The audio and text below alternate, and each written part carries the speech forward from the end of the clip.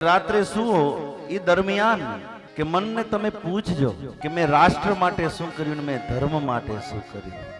રોજ સવારના પ્રાત આંખ ખોલી અને જ્યારે વિચાર આવે તો પહેલા ધર્મ માટે વિચારવાનો કે મેં ધર્મ માટે શું કર્યું, અને રાત્રે સૂઈ જાવ ત્યારે વિચારવાનું કે રાષ્ટ્ર માટે મેં શું કર્યું.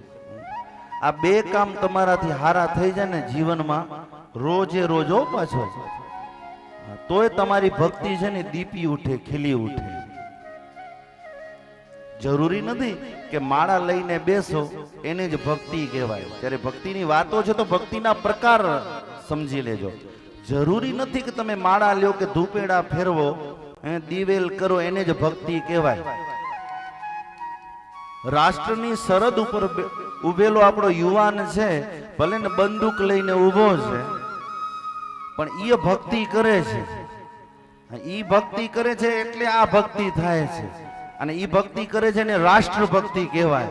આપણાથી એમની ભક્તિ નિષ્ઠાવાન છે, વફાદાર છે, ઈ કરે છે. એ જરૂરી નથી કે માળા લઈને ચાળા કરવા ખોટે ખોટા. ભક્તિના અનેકો પ્રકાર છે.